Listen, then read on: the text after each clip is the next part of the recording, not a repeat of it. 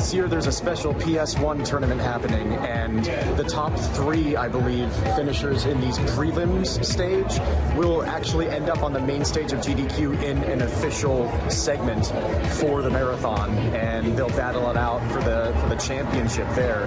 And Yels is participating in this tournament. It's wild. There are so many games that people are competing in like these best of 3 races, and just yet again another thing that you can do here.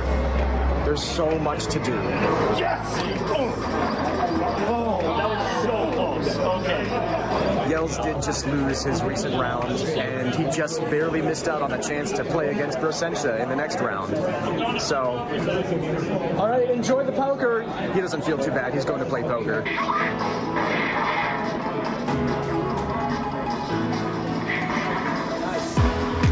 These are nail biters. Oh my goodness. This PS1 Mystery Tournament was one such way that people could discover that they liked games they never would have found otherwise, just like Brossentia when it came to this game that he just played.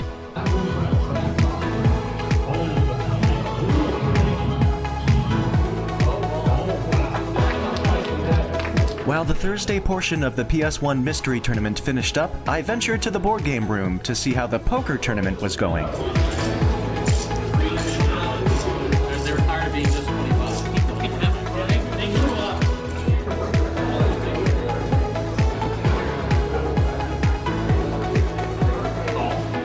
This was my first time that I had ever been in the board game room, which made it a great time to take a look around.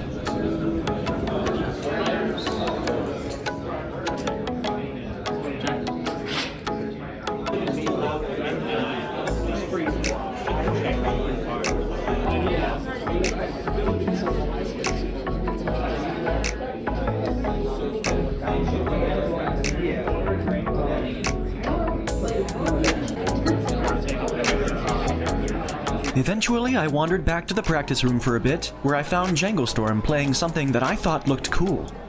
Something inevitable about AGDQs and Games Done Quicks and any gaming event in general is coming across games you've never seen before and that you were never expecting, and that you were never expecting to be so immediately interested in. This is a Teenage Mutant Ninja Turtles game for the Game Boy, the 3rd game in the Game Boy series. Now that I'm looking it up and figuring out what this is all about, this is my first time ever hearing of this, and it looks fun.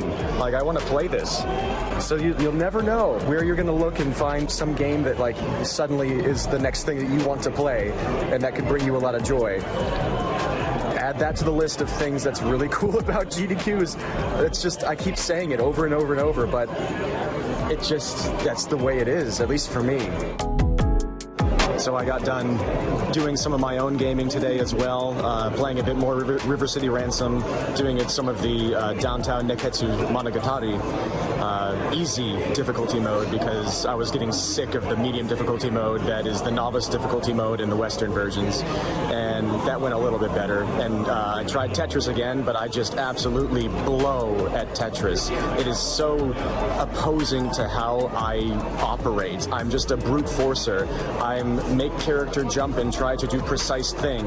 Those are the things in life that I excel at a bit more, and I just talked about things that I've achieved a high level with when I was working out and stuff, but gaming and speedrunning have introduced me to new ways of thinking and bringing me way out of my comfort zone into trying things that I never would have tried, and being bad at things, and being interested in the process of being really bad at something, and finding out what that reveals about me, and learning from it, learning about life and about myself.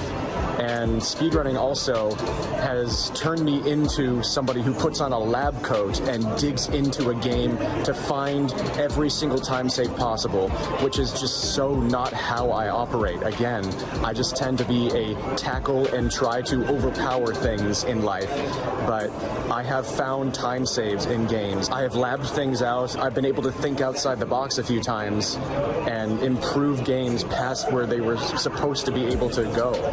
And that's not something I thought I could ever do. It's funny how things that we're taught to be so inconsequential and so insignificant and so time-wasting can can help us grow in ways that we could never expect. I sat down for a little bit of Dragster as well, where I got a couple more sub-6s, but no new personal bests.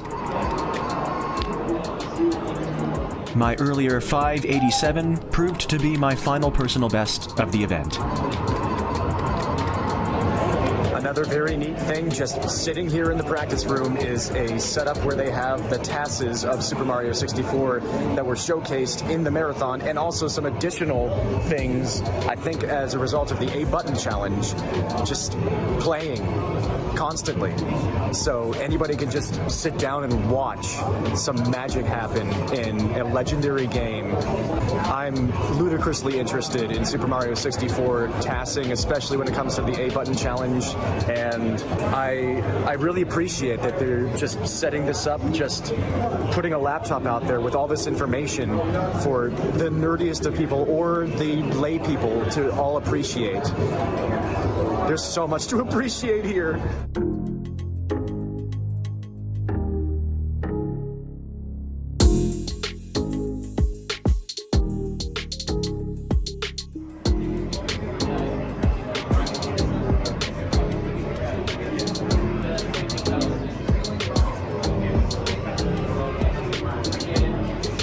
I once again left the practice room, letting it simmer in its magic, and went back to the board game room where the poker tournament was in its final stages. I may know nothing about poker, but I still found myself captivated as the final two battled it out.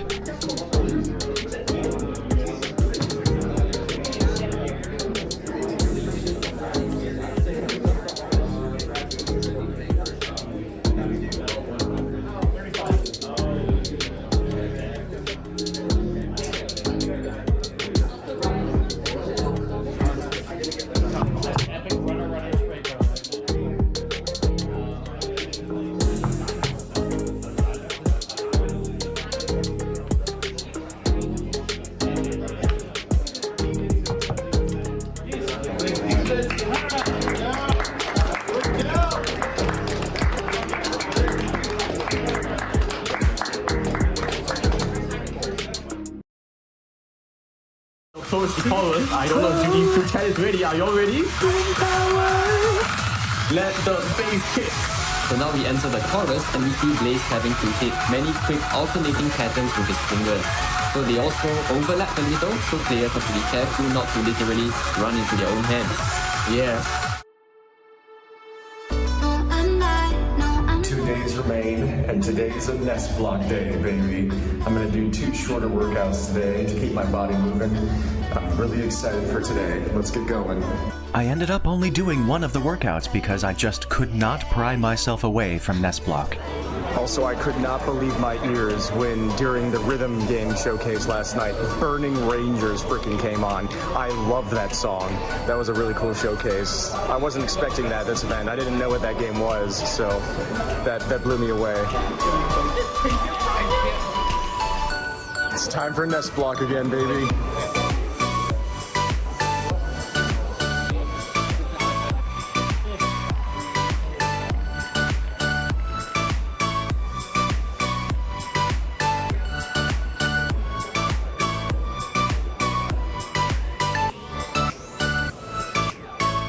Just kind of started by accident, and then it quickly became something that you found really meant something to you.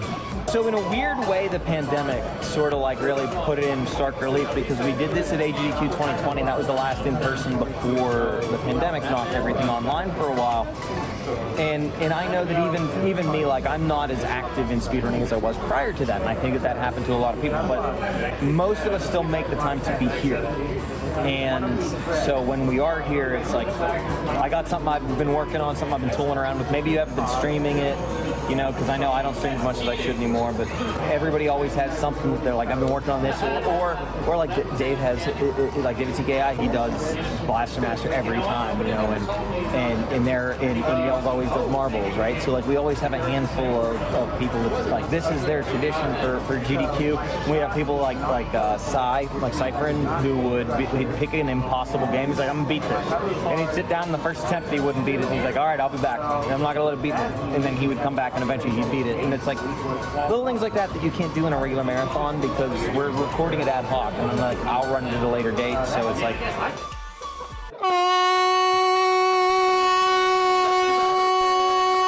Yeah, we can have weird stuff happen because I can always kill it, delete the VOD, and start over. You know, like it's try to be flexible, and you know, like I said, everybody makes my job easy on this part, and they also forgive the any of the technical issues, which I appreciate.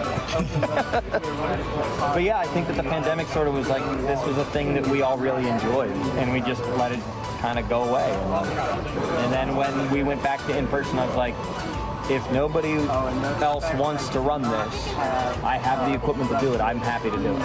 I'm not the owner or the originator or anything. At this point, I think the only thing that I'm willing to claim in regards to NESblock is I'm the executive producer of NESblock. I will take that title, right? The executive producer of NESblock. I handle all of this stuff. So like when names are misspelled, that's my fault. Be mad at me. But like the good stuff, the actual things that people want NESblock for the run, is like all I'm doing is hitting record, you know. So it's easy. I love it. It's just a little community thing that we do, and it's a lot of fun to get sort of like a small mini marathon inside the big one. Exactly. You know, like it's our own little thing. Thank you, MadMega. I appreciate it. Thanks for letting me ramble for however long. Feel free to edit that into something cogent. NESblock is in such high demand and so many people want to participate and show off games that there's now a queue forming, and I'm a part of it. I'm like fourth in line to try and play my games that I have today, and poor Mega had a late night as well as Yels last night, and so he's still just forging ahead and toughing it out and making all this happen, and everybody is so grateful for it. Everybody just has such an incredible time at NESblock, and thank you again, MadMega. And again, I can't say enough good things about this, and it deserves more attention than it gets, I think. Of course, while that was going on, there was plenty to see in the practice room and beyond.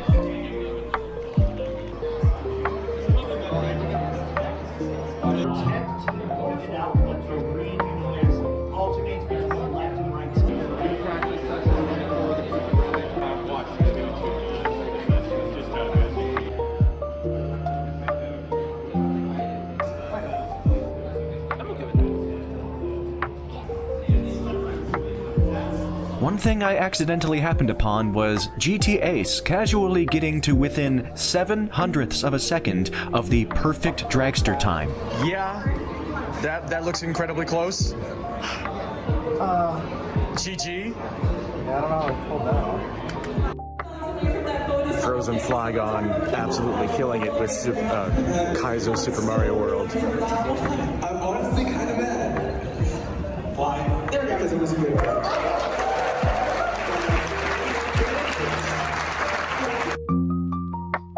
NESblock has slowed down a little bit because everybody wanted to go watch the Nintendo World Championships run, which is understandable, and that's already looking to be very exciting. But I'm still hanging out here with NESblock because I love NESblock a lot, and for now I'm going to hop on and host Mega. But hopefully he will just stay here and take this beating for the second time, because that's what he deserves. There we go. Got it. And that's the game. So hold on, and time is now. As I guess I lost control. I think that's it. This is good for balloons, but also very tough to get them. And I'm going to go for this one. And I'm going to go for this one. That's better. That's more balloon trip type gameplay. My runs went okay for NESblock so far, and MadMega just did a great Who Framed Roger Rabbit run. Very funny, very awesome. And now people are starting to come back from Nintendo World Championships, so we'll see what NESblock still has in store. I wonder how much of this video, or videos, are going to be taken up purely by NESblock, but that's just how much I love it, and that's how much attention I think it deserves. So I'm going to do my part. We're getting to the point in the event where it's going by way too fast. We're getting into the later stages of Friday, and Saturday's the last full day, and Sunday's basically just the day where everybody leaves. So it's starting to sink in, it's starting to hit that we're coming in toward the finish line here, and you know, every single time it's at Pittsburgh, I feel so grateful just to have it right in my backyard, and every single time it happens, I'm wondering if it's going to be the last time, and so I'm trying to savor every single moment now of this event. It's tomorrow night. This room is going to be barren, and it's going to be quite a melancholy feeling. So right here, right now, I've got to savor this. Enjoy! Our fearless leader is going to keep himself alive with sustenance, so they're putting me back in the hosting chair, which is dangerous. So many buttons to press. Actually, have to be careful about popping out. I won't do it to CJ. Something I vocalized to my friends is something that you may be wondering with me spending so much time in NESblock. Like, should I really be spending so much time in this marathon where so much is happening in one place, doing one thing? And yeah, that's in my mind. Like, especially in these later stages when time feels like it's going by so fast and it feels like the end is coming so quickly. You do. It's easy to second guess your decisions and like if you're spending all of your time doing the right things, but try not to think of it that way, because you can always do that. You can second guess yourself about anything. You can always give yourself regrets. But during NESblock, I do get up and look around and look for other things to do here and there. But I always end up coming back to NESblock, and whenever there are days when NESblock isn't happening, I'm always looking forward to the next NESblock day. So I think this is just naturally a natural way to spend my time here, and it's not like I'm confined to my seat. I mean, I help out Mega every now and then with hosting, but even then the runs usually aren't that long, and then he's back and we switch it around and I switch it back to him, and then I can do whatever I want. It's just, this is, whenever you find a place in the marathon that you genuinely want to be and that you find yourself gravitating toward, don't fight that. That's my advice, at least. And if you're the type of person who wants as much of a varied experience as possible at all times, then you'll probably naturally gravitate toward that as well. But I find myself just spending a lot of time in NESblock because I want to. And yeah, it hurts that the event ends, but all things do. And I feel pretty, like, especially my first year at AGDQ last year, I felt like every single moment I spent at the marathon was perfect. And now that it's my second go around, it's like, should I be changing things up? But I love it here. I love helping out and hanging out at NESblock, and I love just watching everybody else do what they want to do and hang out in their ways. And I feel like that's part of the beauty of all of this, is that a lot of us just end up where we're supposed to be. And that's kind of a weird way to say it, but you probably know what I mean. So be kind to yourself and just have a good time, see? Sharif in with the Barbie. This NESblock has just gone up a notch. Let's do this. That's a fun little twist on the game. But yeah, time starts when I click out of this, so we'll start in 3, 2, 1. Another thing of note, so do I have advice about approaching people that you know online or streamers that you follow and you've been in their chats and stuff? Like, how do you approach those people? That's a tough one for me to really figure out for myself.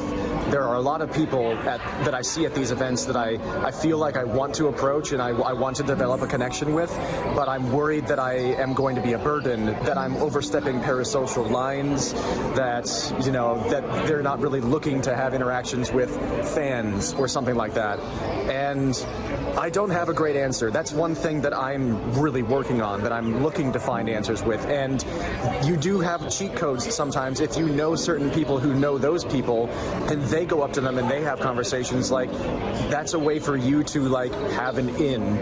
And as long as you use that responsibly, I'm not going to sit here and like go off on a 90-minute dissertation on how to be a decent person, because Lord knows that every single day I'm trying to be one myself, and you never know if you actually succeed. But this is probably something that is different from person to person as well. You'll have your own answer, and like there are people that I regret not talking to at this event and the last one, and that will probably continue to be the case. Like this event, I meant to go up to Brossentia and talk about how some of my close friends are really into his streams and the whole message of Kusogrande and everything. And I've been meaning to go up to Gymnast, the Legend of Zelda speedrunner, and like congratulate him for his Wind Waker world record in 2014, the one that I was featured in a Speed Docs video because I celebrated his world record by doing a bunch of flips, because, you know, Gymnast flips, and like connect with him about that. And, you know, that would probably be fine, but I'm just so nervous about it. I have a crap ton of social anxiety and anxiety in general, and I'm just so afraid of so many things. I'm afraid that I'm a burden, and that's something that I have to work on, because my enjoyment of these events will probably skyrocket if I can reliably and responsibly work past those things and develop more connections like that. I've been reticent about approaching the hosts and introducing myself as well, and I think I can hazard a guess as to what they would say about me. Like if they saw this and they saw that I'm scared to approach them, they would probably say, absolutely, please come say hi. I bet that they enjoy being appreciated, and they're looking to have interactions like that at an event where that's the point, as long as we respect their time, as long as you respect all the people in here as people and you treat them how they want to be treated, as long as you act decently and you're respectful to them, things will probably go well. And a lot of people probably won't be upset with you introducing yourself and at least just like breaking the ice. But again, that's completely different from person to person, and if you can read a room, you can probably tell which people aren't looking to engage with others at this time, or are just more shy, aren't as talkative. And socializing can be incredibly tough. All of those things can be incredibly tough to read, for some people more than others. And this is a place where I think it's more likely for people to understand that so many of us have had those struggles. So that's not quite advice as much as it is just my standpoint and the way that I'm working with it. If that's information that you can work with yourself, then I'd be glad for that. If anything in this video or these videos is helpful or entertaining, and I say this with most things I do, but especially now if I'm making like a huge vlog about what it's like to be at a GDQ, if this helps you, I'm overjoyed. And thank you for watching this far. We've got a little bit left in this marathon, and if you stick with me to the end, then I hope I have some good things to show. You finished Contra.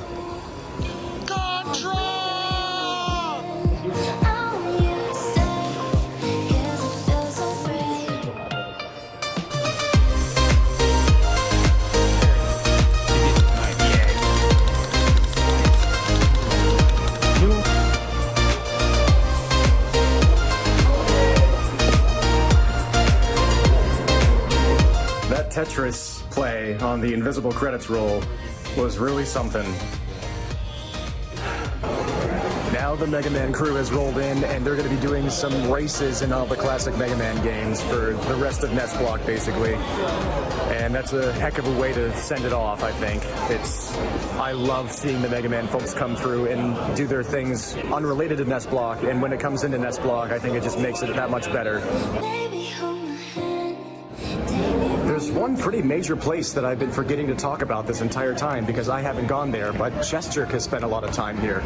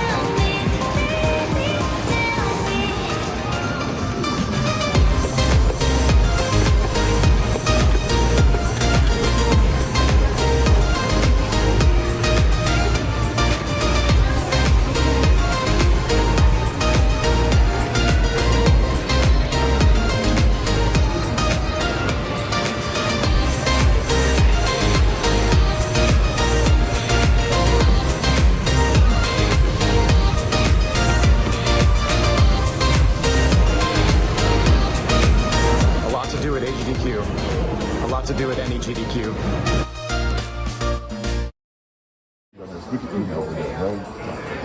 As the evening hours took hold, I returned to the practice room to find NESblock, of course, still going strong, with Guy Next Door doing a Buster-only speedrun of Mega Man 4, unforgiving and entertaining. As Guy Next Door trucked along, a new group approached NESblock, including someone I did not expect. So as it turns out, I did actually run into Brossentia and got up the courage to introduce myself. And so Kusogrande is a very well-known thing by this point. It's a lot of people participate in it. How did it start? Like, what does it mean to you? And how, like, what is Kusogrande to Brossentia? So we're nearing the 10-year anniversary up in October or August. I don't even remember what month it is. Yeah. And the reason I started it was because I was sitting around and I was like, I like the idea of mystery tournament, but what if it was just bad games? And then about 15 minutes later, I put a form out online. It was about that much planning, and now it's been the last 9 years of my life. So that really, like, the origins of it, nothing fancy. It was just spur of the moment, throw something together to do for fun. But like, when it comes to bad games, there's especially the ones that I really care about, you know, they've got something interesting. There's some nugget of gold hidden deep beneath them. I think the worst fate that a game can have is to be mediocre and to be forgettable. But if you have a game that has something new, something different, even if it's not well executed, even if players are like, that is a problem, they're going to remember it. And odds are somebody can come along and take that idea, put it into a new game, and really perfect it to something amazing. That's such a great point. Yeah, every game dev needs to play bad games because they might find something amazing out of them. Yes. Oh, everybody, that is going to decide it.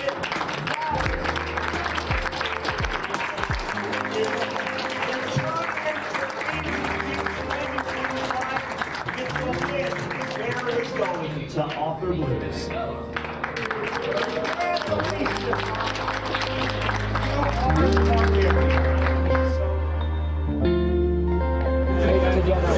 And now we've got a Strider 2-player 1-controller speedrun happening. That's gonna, as Elrock says, we're about to do something stupid.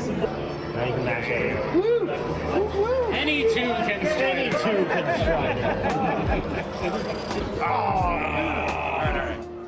Two-player 1-controller speedruns are a wild spin on the speedrunning formula, often entailing one player putting one hand on the left side of the controller, with the other player putting their hand on the right side, and operating each half of the controller respectively.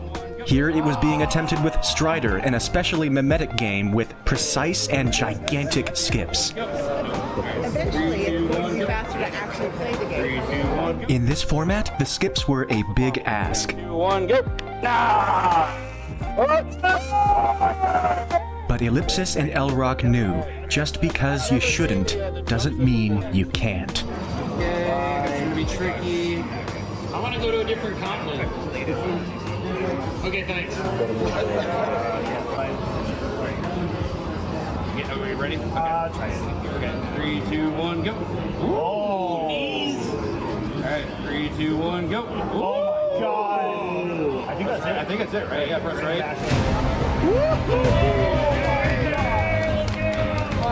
Instantaneous. No one else had ever been foolhardy enough to even attempt this before, but here Ellipsis and Elrock were. Yes.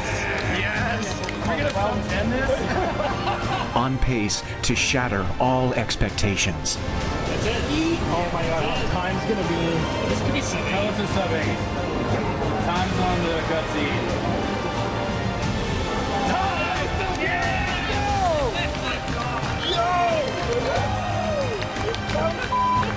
Holy crap! That was awesome!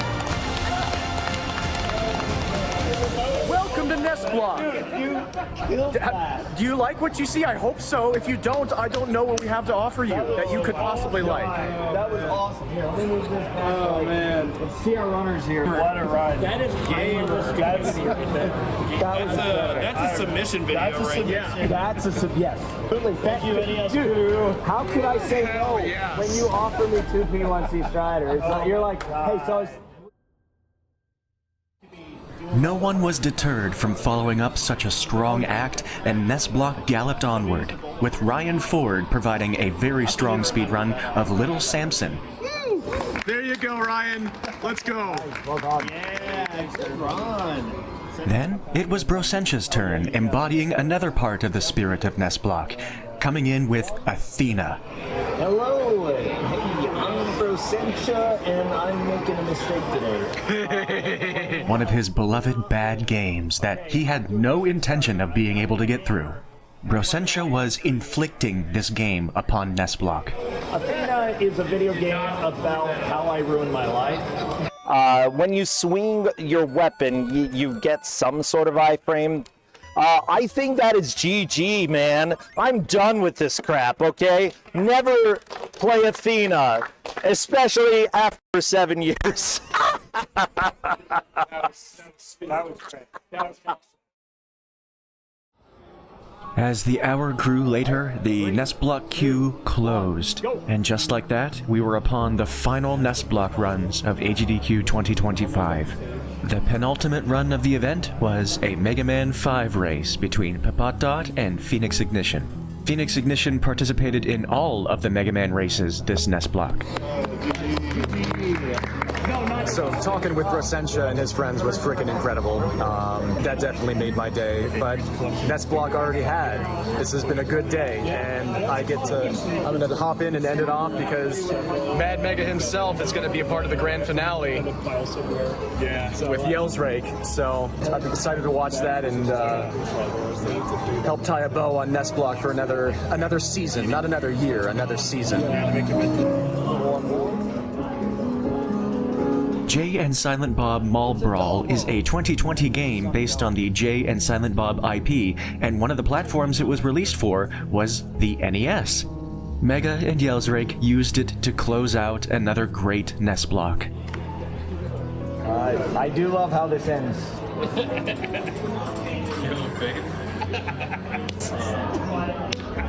Alright, I think that was a successful NESblock. We have a lot of content. There's a lot there. I'm really excited.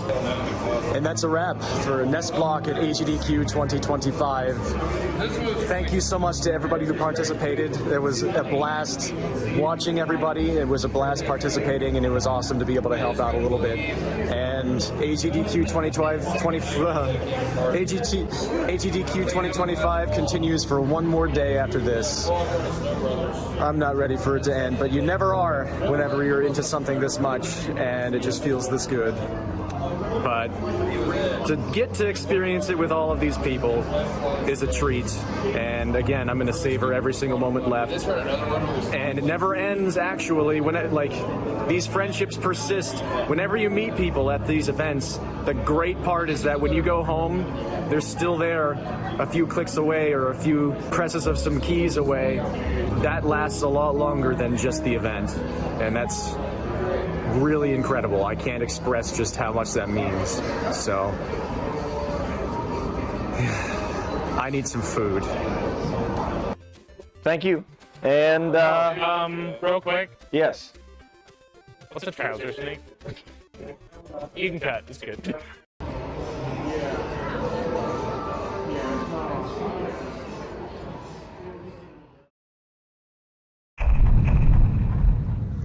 It's time for the final day. Let's head down to the practice room and see what's going on.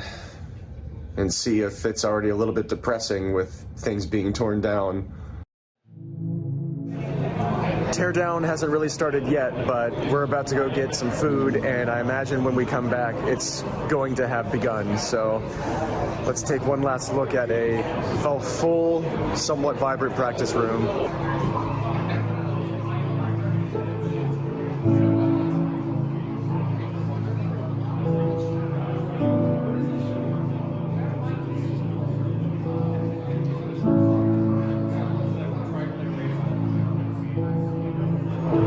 say it's the dawn of the 7th day, but it's like 2 in the afternoon. It doesn't feel like it. I thought the exact same thing. The practice room, it's kind of like Vegas, if you've ever been to Vegas. You know, the folks that aren't of the gambling ilk, they intentionally don't put clocks on the walls. Everything's really brightly lit. You can't see outside, so you have no idea whether it's daytime or nighttime. And the practice room has that vibe, but without all the punishing pressure of losing money.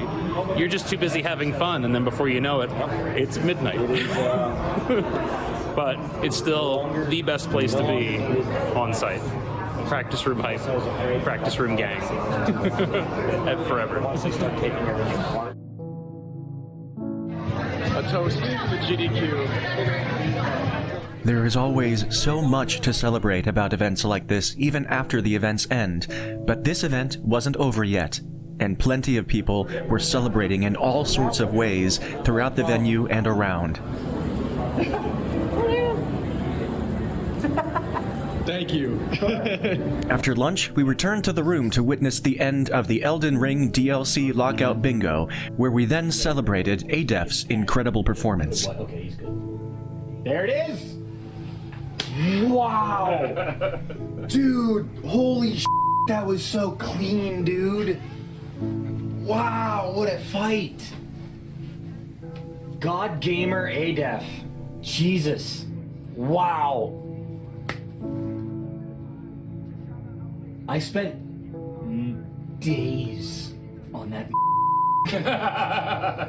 I would go to work and I would be working, but you know what I was doing? I was fighting that guy in my brain. And I'd go home, and you know what I would do? He'd beat the out of me for 4 hours. And I'd go to sleep, and I'd do it all again. And ADEF was just like, what? Day 7. Unbelievable. That is AGDQ Day 7 gaming right there. In the zestful moments following ADEF and Captain Domo's run, a highly anticipated bonus incentive was met. Like them talking about it. There it is. The Elden Ring Saxophone Boss Showcase. Oh, yeah. The power of GDQ. Look at that. 1.7 million. And a couple hours to go, and they are the biggest hours as always. Mm-hmm. Yeah. Yeah. It'll be another good year. It will be. Shortly after, we ventured downstairs to witness that Saxophone Boss Showcase in a music block which ended up championing some of the most electrified hours of the entire event.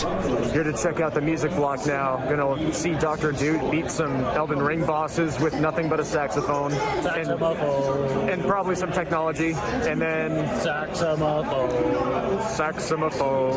And then Crazy Taxi with a backing track band. So... How to get around DMCA in 2025? Just have a band play the soundtrack. First, Dr. Dooted came on to beat up a bunch of Elden Ring bosses using only an aerophone that was hooked up as a controller. Composure, staying calm throughout all of this, it's an amazing sight to witness. Bosses getting chunked with Dooted sounds in the background.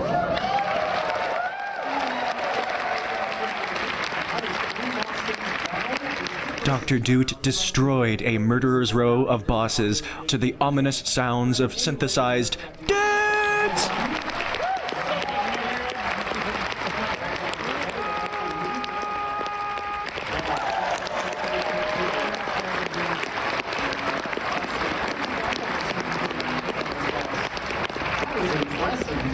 Listen, sometimes again, just abusing that poise, absolutely non-existent. We should have maybe 2 more hits here.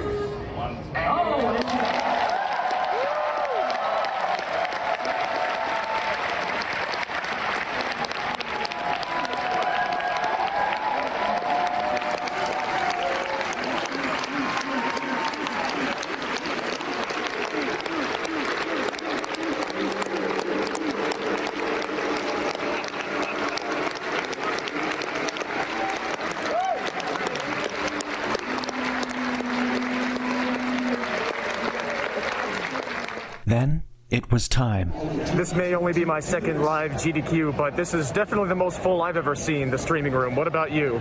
Definitely up there. Particularly up at the front there. Yeah, because there are like 200 people just standing in the front. And I wonder if we're all going to be standing by the... Well, we're probably going to be giving this a standing ovation anyway, but there's just... this is the most excitement I've seen in the stream room, and I've been there for the finale of the last event, which was electric, and I had no idea what to expect from the energy levels that we're about to see here.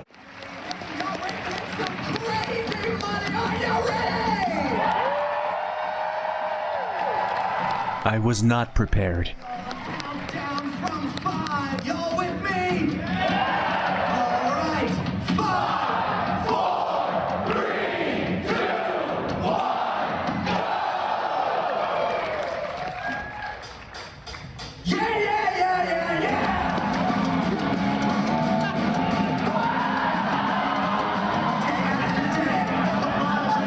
The powers that be just breathe down your neck because you're back.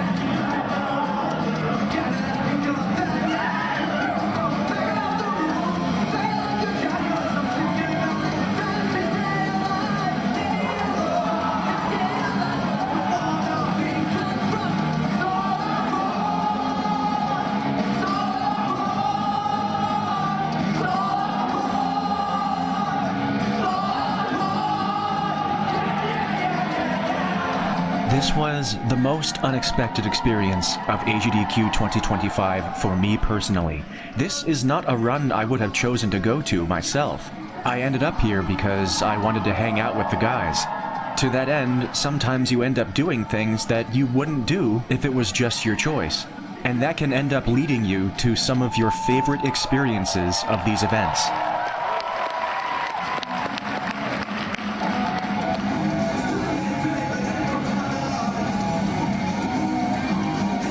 I'm into this.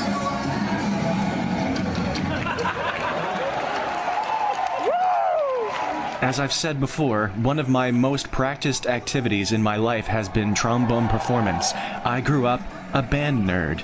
But that's the thing. When I think of band, I don't tend to think of a band like this. I tend to think of a wind ensemble concert or a Bands of America marching band competition.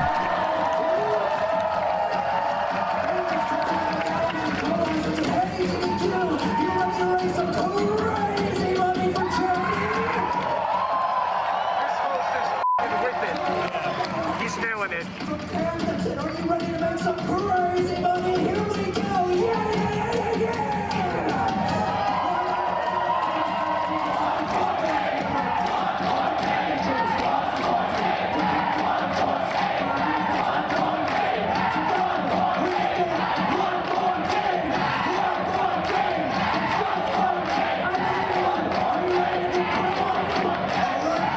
I've rarely had this experience.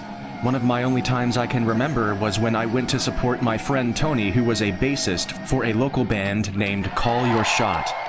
And I loved the experiences of supporting those local bands and discovering new music that I really liked.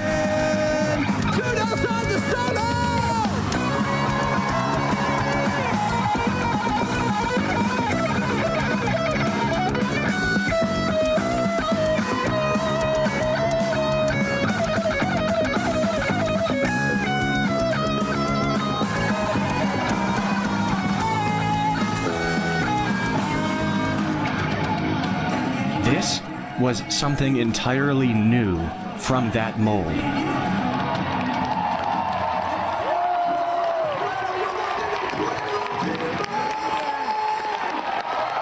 This was an indescribable energy.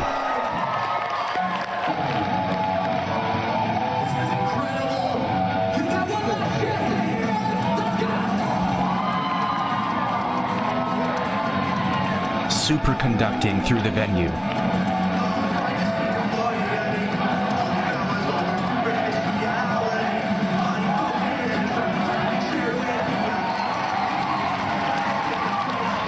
And this was when I really fully got the other type of band, the non-nerdy type of band. In an environment this expansive and this crowded, the power was irresistible. It's actually clapping in time. I can't believe it. You know what? Yeah, speedrunners can clap right perfectly. Right. So this is what Rockstar Mania is all about.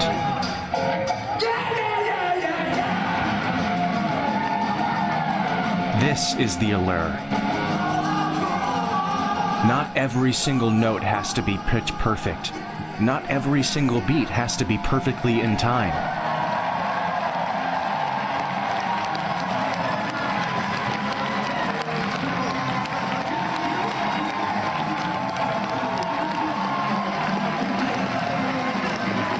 It's that raw, explosive exuberance that hits your bloodstream.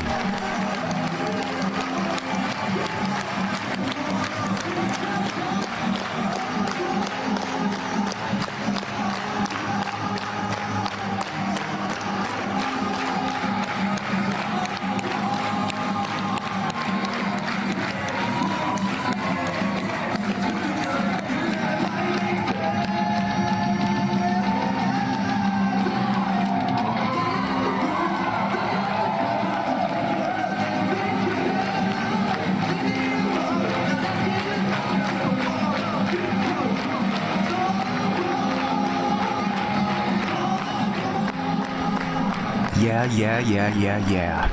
I'm glad I was here for this.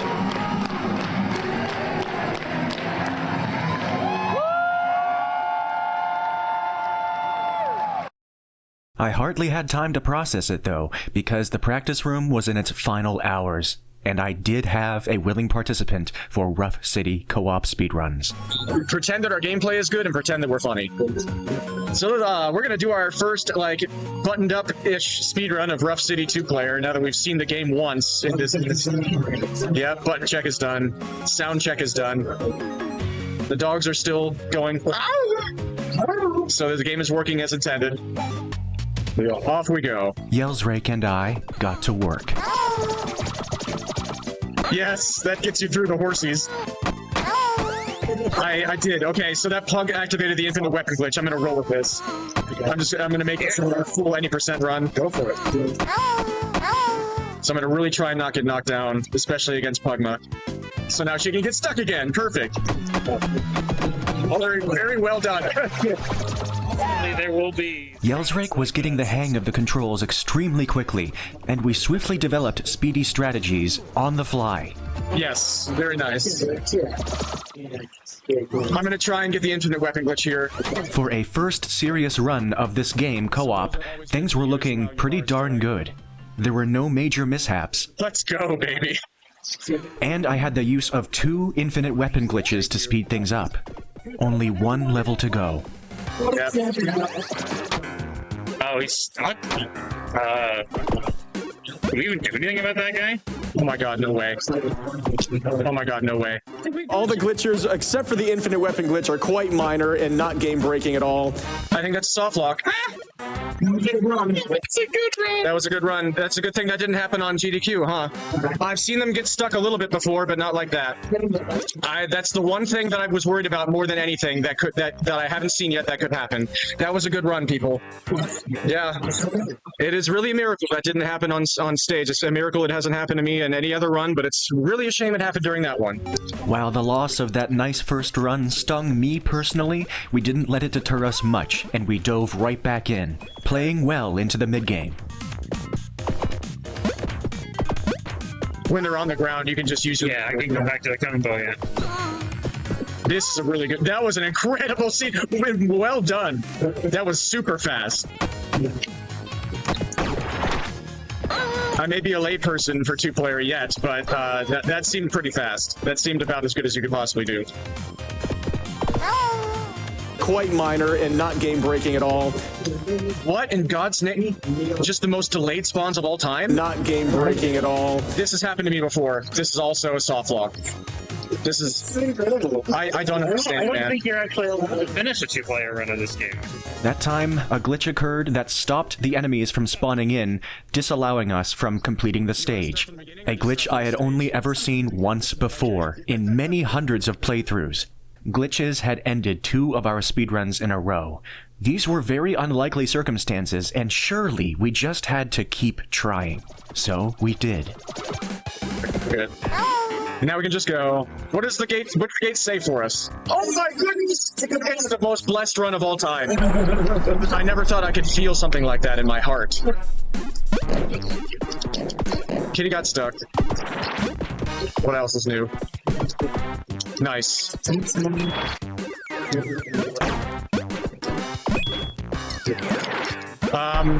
I don't. Oh! We found a new soft lock.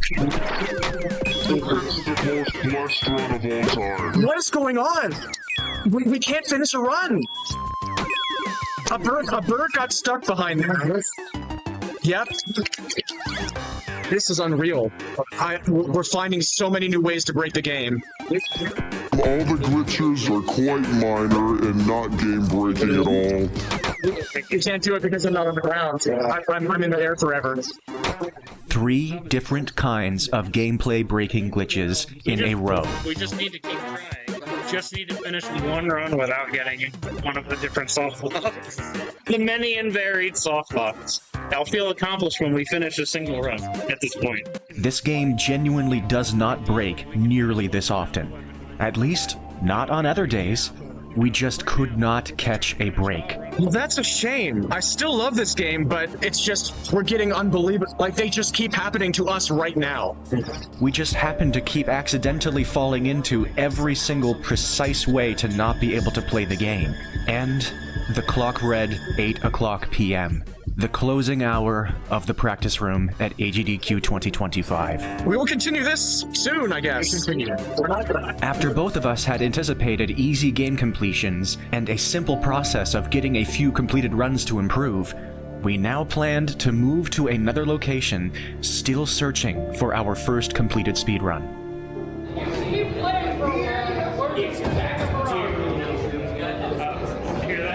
Oh, right.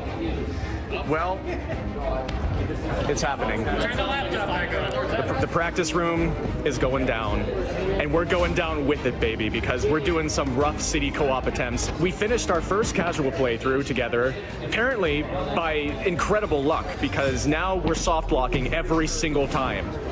Because we're finding every single way that the game breaks very badly. And at least I'm finding footage to send to the developers to see if we can get some stuff fixed, I guess. And we're having fun. We're playing video games and having a good time together and getting footage that I can, like, stream at a later date. But...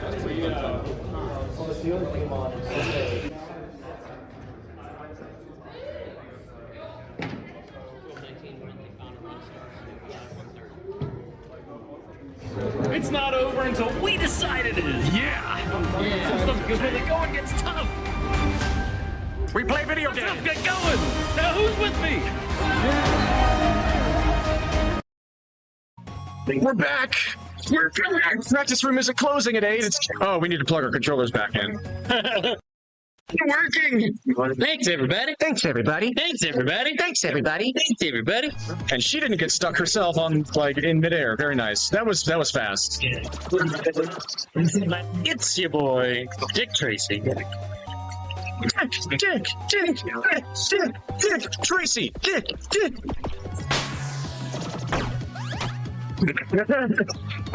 Great, perfect. Yes. You would probably soft lock the game in a new way if it had actually been frame perfect. Yeah, I thought he was close to dead there. Not nearly as clean as the last 2 times. Still going for a good ending here. Nice. Yeah, we brought it back. All right. Please, people spawn actually, and not getting soft locked, please. The game is immensely more difficult in the 2-player mode, spawning a lot more enemies, especially the ones that have been specifically strengthened in the 2-player mode.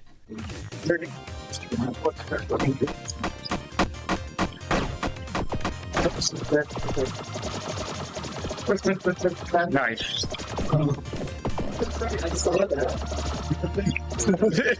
Pressing super doesn't super. Yep, yeah, sometimes your inputs get eaten by this game. Okay, can we make it past this room? Can we please? The unluckies are hard enough as it is. If we don't get unlucky with getting soft locked. Okay, that dog is stuck in the place where I think if I knocked him into the air, he would actually get soft locked. Yeah, have you considered dying instead? Simply die. and the gates say, oh, well, that means this run's going to finish. Yeah. It doesn't bring soft lock. Yeah, it hates the fact that it's not going to soft lock us this time. Nice. I knocked him down just for you. Oh no, a weapon just got caught in the elevator. We're still fine. Hey, actually, it stayed in. It didn't get deleted. Maybe you can come with me. I have plans for you. Something else like a game back. Get it? Because the elevator game. That's better than I thought it was when you first said it. I will say that. Okay, now this run really has to finish because that was just said. This time, we made it all the way to the final boss. Could we finish it out? Yes, okay. Alright, let's do this. Well, that's okay. Okay, well there's a first.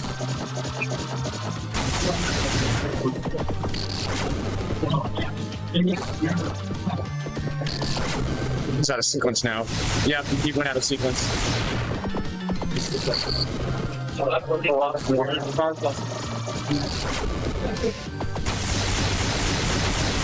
Let's take a death. Thank you. Damn it.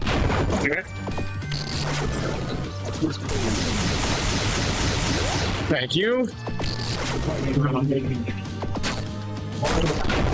Huh? Nice. Okay, time. And we didn't soft lock. We somehow. Impossible! You didn't soft lock. Fine, you can have this, I guess. You've somehow made it here. In the end, our first finished speedrun was a pretty solid affair. A sub 17-minute run without the use of a weapon glitch. Nice! That seemed respectable.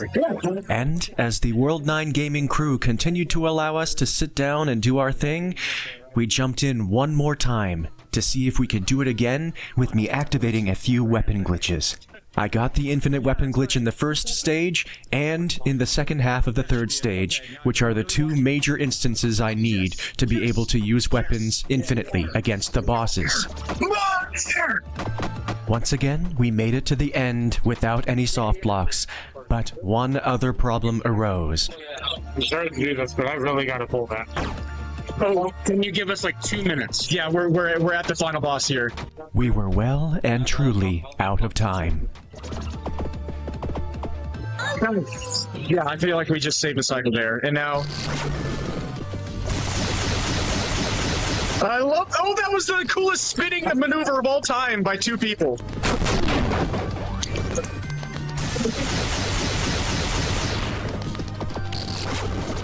Why did I do that? Okay, because he was almost dead.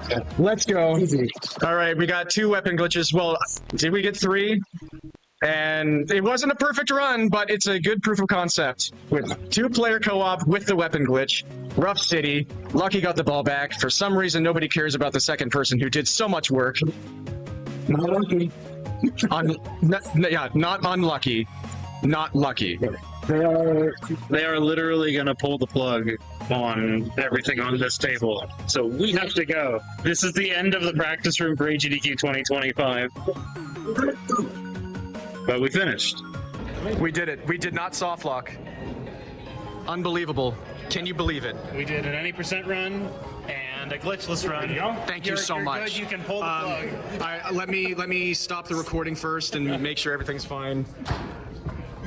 Thank you, Yels. Thank you so much. It's always a delight to do all this with you. Absolutely. As it turns out, we were not the last ones standing. Thanks to the graciousness of the World 9 gaming crew, we were able to achieve our goals as the practice room closed its doors. Oh yeah, come on, 2 million, 2 million, 2 million. It's coming. 2 million?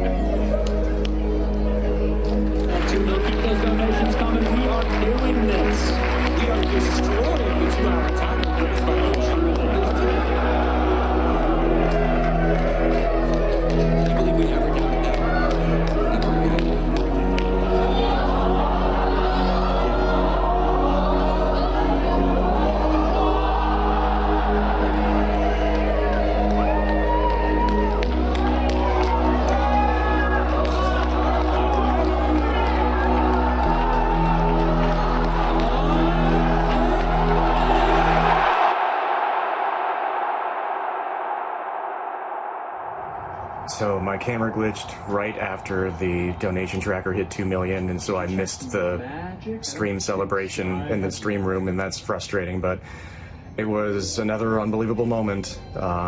It was magical when it happened last year, it was magical when it happened this year, and I guess if you really want to experience that joy in all of its glory, then you just have to be here, and that might be really frustrating to hear as somebody who literally does not have the means to go, who wants to go, and I apologize for that if that's the case.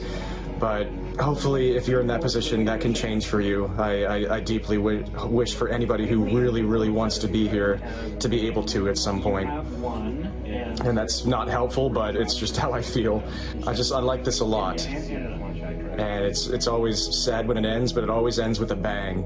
It centralizes all of its pressure and all of its power into the stream room in the final moments, and that's quite a sight to behold.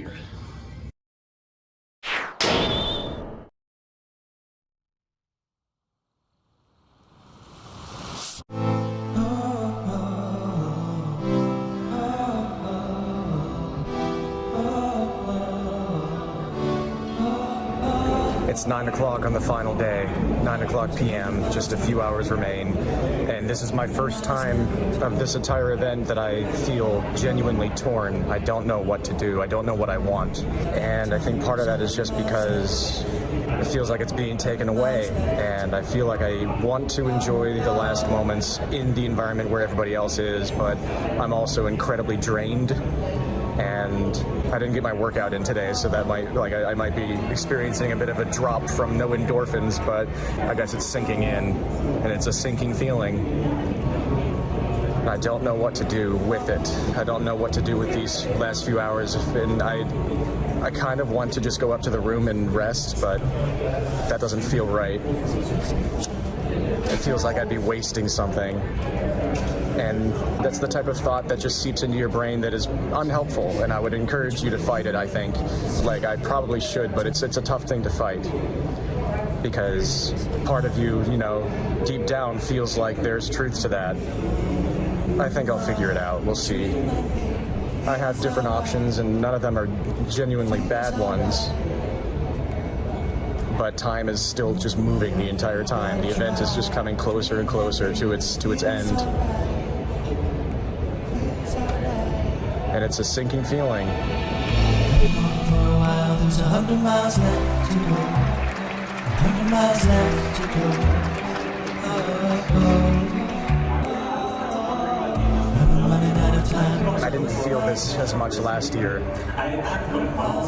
Like, I haven't done enough. Like, I didn't take this one by the horns and go out and get every single moment, even though I know I did. I know that this is just the feeling of losing something. This is what they call post-con depression. And for me, it hits a little bit early, I guess, because I don't like watching things in the process of ending. I don't like watching the life leave something.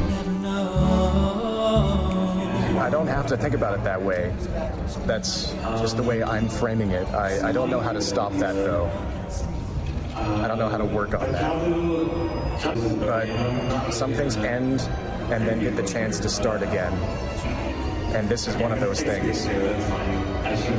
This is one of those things that will start again at least twice a year, and then the life gets to burst from every corner of every room again. And it's almost more special that way, because every time it ends, it makes the next one that much more special. I've been running out of time. There's 100 miles left to go. 100 miles left to go. Oh, oh. I've been walking for a while. Oh, oh. Oh, oh. I've been running out of time. I was getting a shot, one last shot of the practice room in the middle of teardown.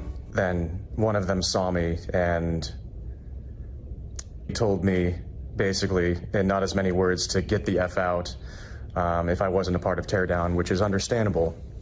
It kind of got me at least willing to talk about how low I'm feeling right now, which I wasn't expecting. Before this goes any farther, I'd like to offer a warning that there is going to be a little dive into a mental health low, laced mostly with my first major experience with post-con depression. I've been in a lot of events like this before, but normally toward the end of the event, I'm either ready to take a rest, to be able to take time to process everything that happened, or it was just all so positive that I'm just washed over by the afterglow, by just the pure positive sensations. This time was different, and I wasn't prepared for it. And I also was not prepared for the interaction that I had with the World 9 Gaming staff member. And once again, before that goes any farther, I would like to state my opinion on the matter, which is, I don't really fault them. I was standing at the doorway of the practice room with my camera up, and what they exactly said when they saw me was, if you're not a part of the Teardown crew, you can be doing that somewhere else. And they did not look or sound very pleased, and so I took a hint and I put my tail between my legs and left immediately. And I also felt like a steaming pile of crap about it. And it was just bad timing. I already happened to be experiencing a depressive low at the time, and it happened to be the thing to say to me with what I was feeling about my life at the time. That happened to hit me in the center of my heart. But did that person know that? No. Was I a part of Teardown crew? No. Was it at the end of a long week where this person is a part of a crew that is doing constant, thankless work the entire time and probably being ignored by most people, and has been probably stressed out and overworked throughout the entire week, and they're missing the end of the event all the while? Yes. Would I be easily agitated if I were in that situation? Yeah. That's my take on it. And when I ended up talking about my feelings that are going to be coming up here, it was not supposed to be in response to that interaction, in response to that person. It just happened to be the interaction that made me feel like I wanted to talk about how I was feeling. And as you can probably tell, I'm doing mostly okay now. I'm doing about as well as I can do. I've struggled with major depressive disorder and generalized anxiety disorder and bipolar disorder and OCD and ADHD, just about every letter that you can think of for my entire life, and only been diagnosed with those things and treated for some of that time. So I've, at this point in my life, had a lot of experiences, a lot of episodes, and I've gotten experience from those events, and I'm still here. And it doesn't feel right to me in such a large form video presentation like this one that is supposed to be uplifting and empowering, for me to just let fly a long depressed ramble where I don't give context about things and I don't show you the light at the end of the tunnel. I don't show you what it looks like on the other side of that low. And look, even for people not like me who don't have every single letter of the alphabet coming out of their brain, even for so-called neurotypical people, post-con depression is a real thing that happens to just about everybody, and it can be intense. And if I'm going to show you my experience with it, I also want to give you some insight on coming out of it. So be warned, even though this is a fairly tame low as far as I am concerned, and I'm not going to be showing all of it, it's still going to be a huge shift in tone from the way everything has been leading up to this. It may be uncomfortable, and if you're not here for this at all, I'm going to show you where you can skip to, where you can just miss it entirely. Right about here. For the rest of you, who I hope I've adequately prepared, here's a look at my experience with post-con depression. Here's a look at part of my experience as a runner at AGDQ 2025. I guess that really brought to the surface how I feel about myself, because it felt in a way like somebody was finally telling me straight to my face what I actually mean, that I am just a burden. And I apologize if this is sudden, if this is out of nowhere, and if this is uncomfortable. But for people like me, for emotional and mentally turbulent people like me, this is the sort of direction that the brain can go in. And once this is all over, even after I got my 15 minutes of fame and I'm out of my element again and I'm not with like people that are so seemingly my people, I go right back to my life where I'm a 30-year-old emphatic burnout who's only holding a one-day-a-week job supported by his parents, who was a gifted kid who didn't turn into anything. And this is one of the only weeks out of the year where I get to feel like I mean something, that I actually contribute something. There's a little bit to unpack there, and I don't even know where to start, and I don't think I'm gonna do very much. Let's try and condense a lot of this into just saying a lot of that condemning was purely internal. That's how I view myself when I'm not being kind to myself. That's not always how I see myself. That is a bit of a running thing, though. But to be real, I am also aware and realistic about the fact that the majority of people in this industrialist society would probably see me that way if they knew of my entire life situation. I am not, to this point, a successful participant in society at all. But more importantly, I am nowhere near satisfied with what I am doing with my life, because I have so much faith in myself and my abilities, and yet I'm a 30-year-old mostly broke dude living on his parents' property. I didn't do myself any favors by expecting that I would be rich and famous at a very young age. Let's leave that as the context for this moment in this low. When this event is over, I'm going to go back to a life where I am nothing. And I'm sure that even a lot of people that are not in a situation as extreme as mine, they'll still encounter the difficulty of leaving an environment like this where they feel in such harmony, where they're able to just celebrate all the things they want to celebrate all the time, every day, and now they have to go back to a life that is a lot less dreamy, a short, abrupt drop back to stark reality. I think the most I can say about that is you're not alone, and these things will be here again. This is not the last time this will happen. And if good fortune will have it, then you will be able to look forward to doing this all again, and that makes it all the more special, like I've said. So much of life, by nature, is tedium and inaction, and not doing the things that you want to be doing, and not being around the people that you want to be around. That's why it's an incredible gift to be able to have those things at all, and why it's great to be able to appreciate them while they're around. If something like this is ending and you're being hit really hard by that, in a way, that's a damn good thing, because you found something that means this much to you and that you are appreciating this much, that it hurts so much to leave.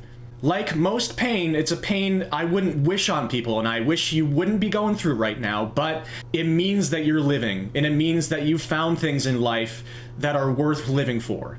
Hold on to that, and I believe you'll be able to get by so that you can have access to these things again. But being a thorn in that worker's back just now made it feel like every single thing that I've been doing this entire week was a failure. And who's even going to watch this video anyway? And even if they do, like, if I put this in, does that ruin the entire thing? I want to make several things abundantly clear. This was not shared in the intent to create anger toward anybody who works on these events, because those people are under so much freaking stress and pressure at all times during the week, and anybody deemed to be getting in the way is probably incredibly irritating. Please don't go after anybody. If this video gets any views, it just happens. This sort of thing just happens.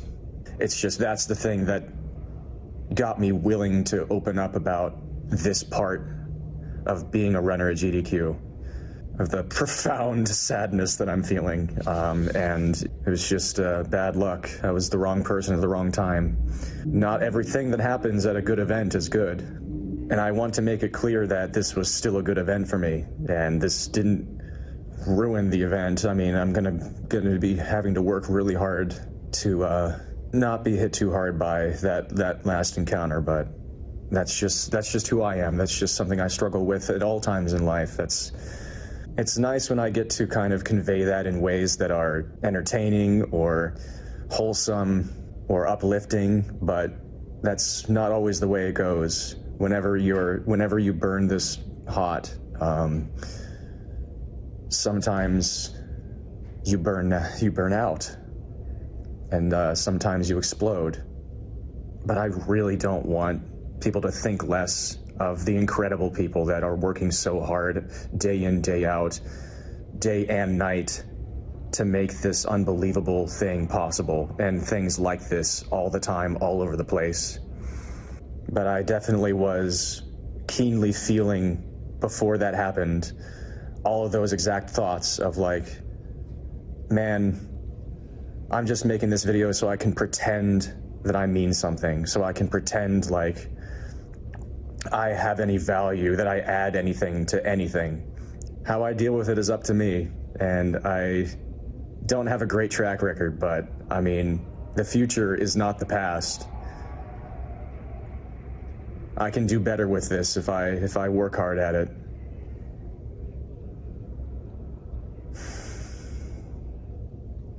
What if I just did better? What if I stood up to this in my brain? And I doubt that person meant it out of pure spite. I doubt that person meant that they hated me, that I am truly being a bad person by standing there with my camera up at that place at that time. That's just how it felt. That ball's in my court. And maybe I'm wrong. Maybe they really did see that and genuinely detest me. Okay. I can choose to be haunted by that to my grave. I know from my past that that's the way things tend to go with me, without me doing it intentionally, but I can choose to fight that.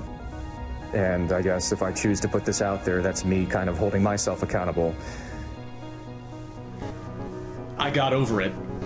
So many of us out there have dealt with depression, are currently dealing with depression, this strange and elusive and smoke and mirrors thing that so many people don't really want to understand. And it's impossible to convey just how debilitating it really is. And small warning here, I've had a lot of moments in my life that I did not want to make it through, because I didn't see any point to a life where depression seemed to be the main exponent that was always going to be around, that was always going to be commanding every moment of my life. I never thought it was going to get better. There was just no logic, there was no evidence that pointed to things getting better. But here we are, less than a month after AGDQ 2025 has ended, and I had that interaction with that World 9 Gaming member, and that is the sort of thing that normally would haunt me, and I would be torturing myself with. And I got over it in about a day. These last 8 months, I've kind of changed, and things don't really sink as deep as they used to. And things don't hit as hard as they used to. And I can't fully explain why. I can cite certain medication combinations and aging, I don't know, it's just impossible to truly say for sure. I wish I could for those of you who are begging for answers. The only thing that I can truly say is that I just kept living. Despite the fact I had no idea if anything was going to improve at all. And because I kept living, one of the possible options of things that could happen was things could get better. And on that front, that seems to have happened. I'm still an unbelievable mess.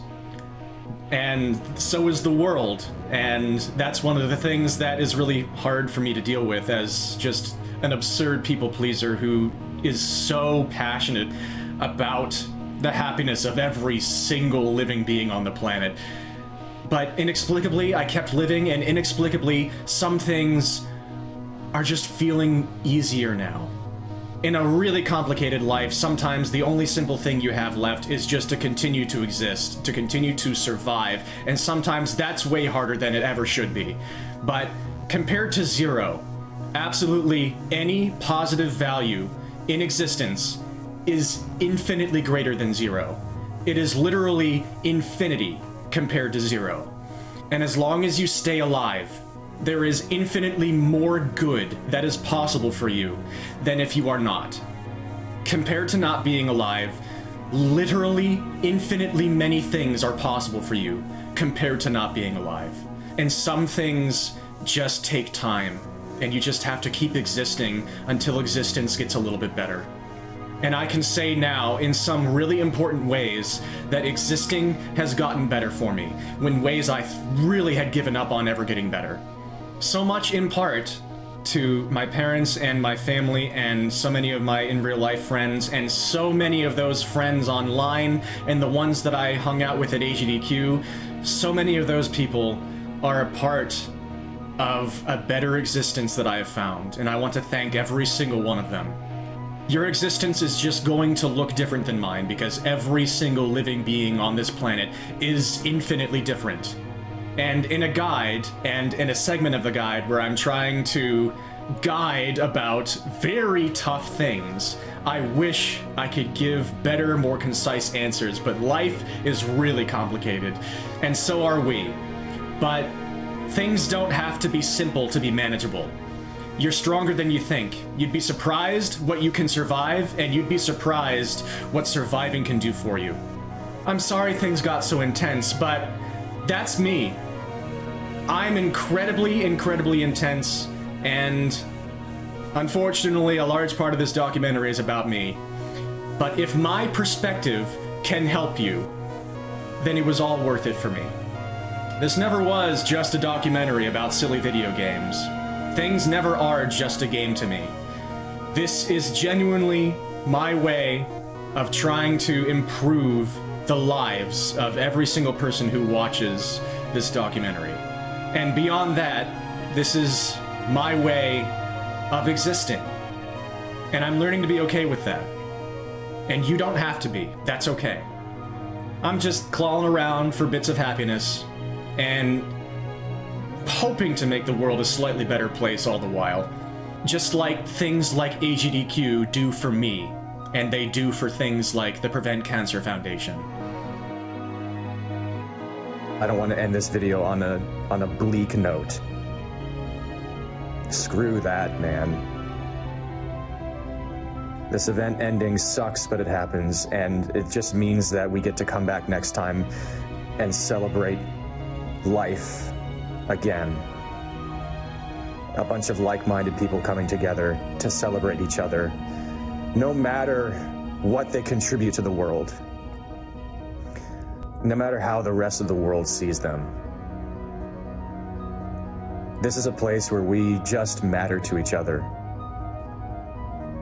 If this segment can give people power, if this segment can make somebody feel like they have more than they came in with, then I guess it was worth it to make this and put it in. And I'm taking very, very, very small steps forward, and I often take large steps back. But I'm not going to let that stop me from trying to keep taking steps forward.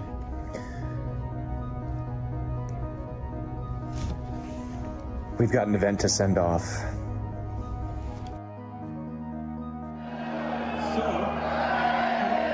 Everyone in Twitch chat, have you heard about Prime Gaming? Yeah! Did you guys know that there is... Well, now that I've got you all feeling very somber, maybe, or angry, or saying, Seirea, you talk about not wanting to be an influencer, but then talk about wanting to make people feel positive or empowered. Isn't that influencing? Stop it. Well, in the aftermath, I'm just running up and down the stairs 5 to 10 times, getting my endorphins. Maybe that'll help. I'm addicted to them. What can you do? Here we go.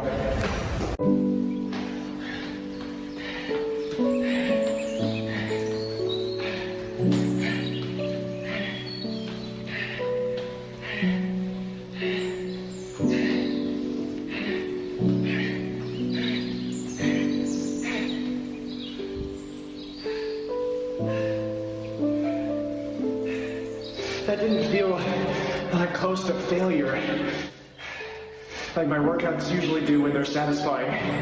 Do I go one more time?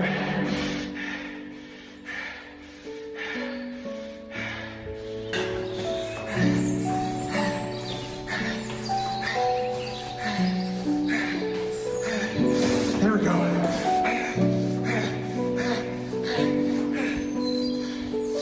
Still not that much, actually. But that's probably good for now, or else it might get hurt. You know what else workouts might help for me with? Giving me pain after I feel like I deserve it, but it gets to masquerade as health. Sorry, I promise I'm done with that now. I never like to actually talk about things like that. I have my endorphins. Yay!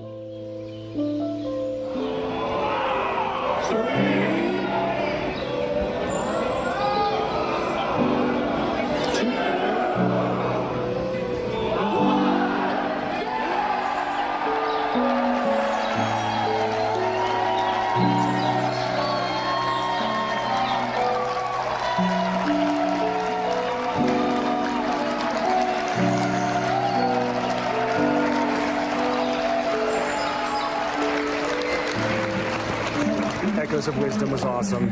Of course it was. I'm glad I came back down.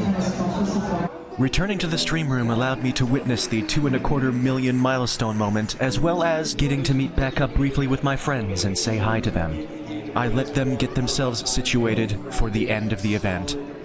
Whereas, for me, it felt like it was about time.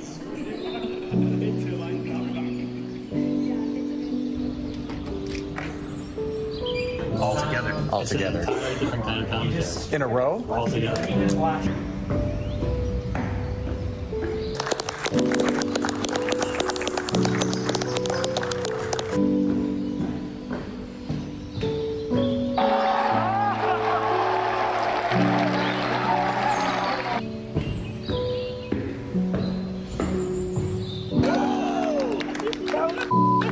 Holy crap!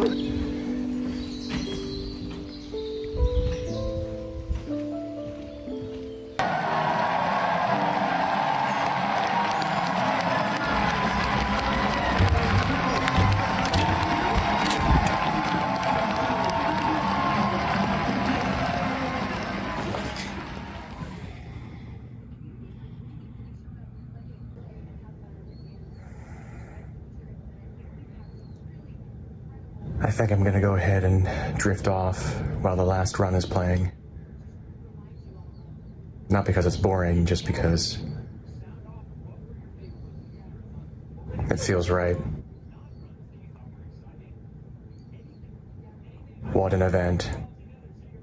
Thank you, AGDQ.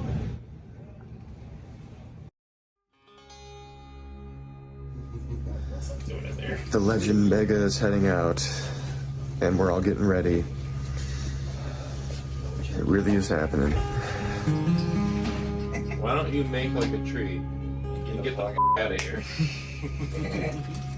See you. Till next time, friend.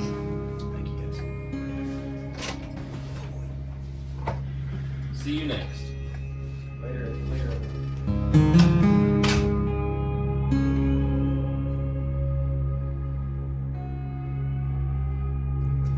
AGDQ 2025 has ended, and now I'm just savoring the last few moments with Yels and CJ before we all head out, and I just want to take another moment to thank all these boys, because I am very, very fond of all of them, and they are always treating me incredibly well, so I can't possibly express enough gratitude for how enjoyable the event is, and so much in part due to their hospitality and everything. What can I really say about the event? It was an overwhelmingly positive experience, and hopefully everything that I've documented speaks for itself in that regard. What do you boys think? How did it go for all of you? I think it went really well. We'll do it again the same way. Yeah. I thought it was magnificent. Yeah. A wonderful week. Truly. Thanks very much in part to both of you. Thank you. Thank you.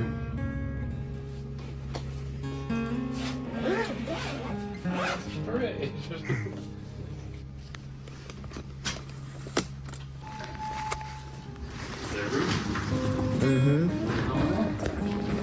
Let's all go to the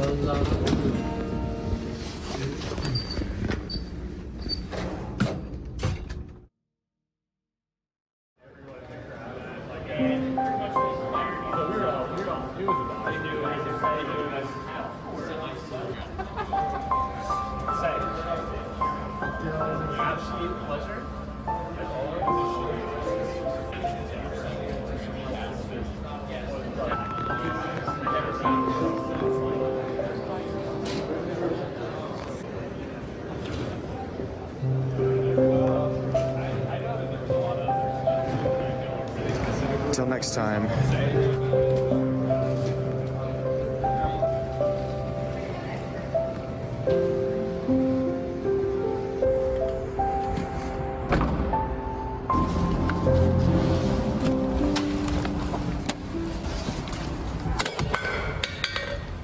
Nice.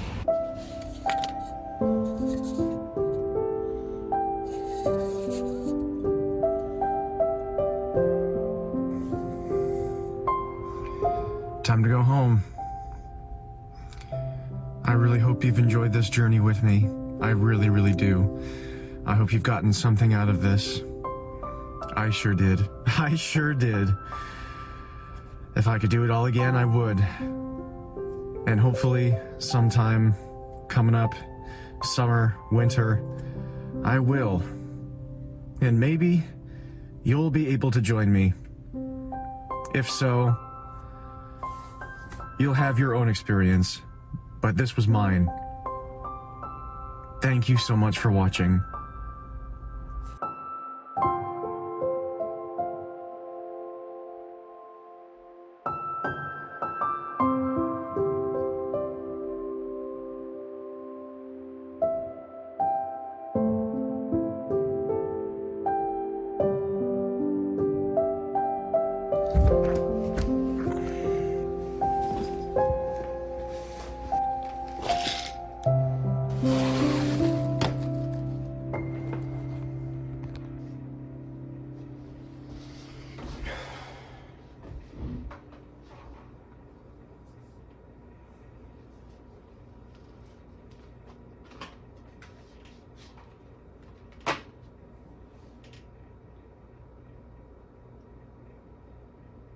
How in God's name am I going to handle all this footage?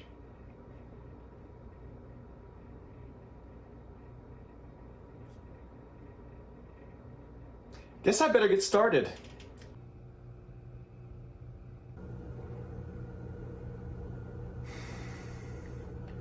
I think, for once, I just finished something. My grandmother on my father's side was diagnosed about 15 years ago. She was given a 10% chance to live. And just like in a beat 'em up, she kicked the stuffing out of it, and she's still going strong into her mid-90s. Thank you. And unfortunately, it doesn't end so well for so many of us, and we can't say the same thing. It's just such a harrowing and terrible and prevalent thing in the entire world. And that's why events like this are so special to me, because in a world that seems like it's becoming more divided every day, we're all coming together to fight against something that seems so terrifying and so impossible. And it brings me hope, not just against cancer, but in general in life. And to be a part of this is an absolute dream come true. And I can't thank everybody enough that is a part of this, the Games Committee for having me, everybody who's behind the scenes here, everybody in general, everybody who's watching, everybody who's donating, the people behind me who have my back here, everybody at home. Thank you to my parents, to the Cute Streamer Collective, the CSC, Liz, Matt, and Evie. So many of you, too many people to thank. Thank you all so much. And Apollo, Teddy, Will, your story will continue. I have been Seirea, and I will continue to be, despite everything. Thank you all so much for everything, and act with love and sincerity, everybody, as my lovers say. Dream on, folks. Peace.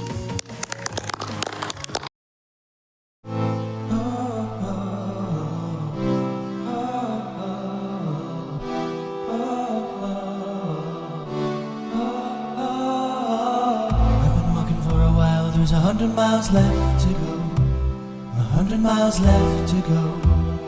Oh, oh.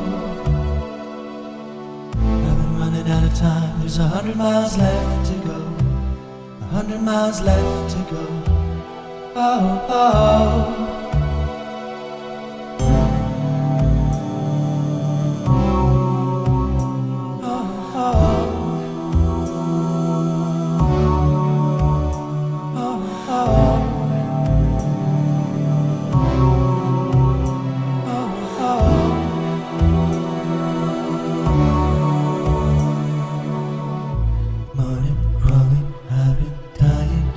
Sunshine in my body for a long time. Scared to see which way the wind blows, scared to leave you, the past behind. Who am I? Dreamland baby, feels alright, feels alright. Pull away, gotta try. Dreamland baby, feels alright, feels alright. I've been walking for a while, there's 100 miles left to go, 100 miles left to go. Oh, oh. I've been running out of time, there's 100 miles left to go, 100 miles left to go. Oh, oh.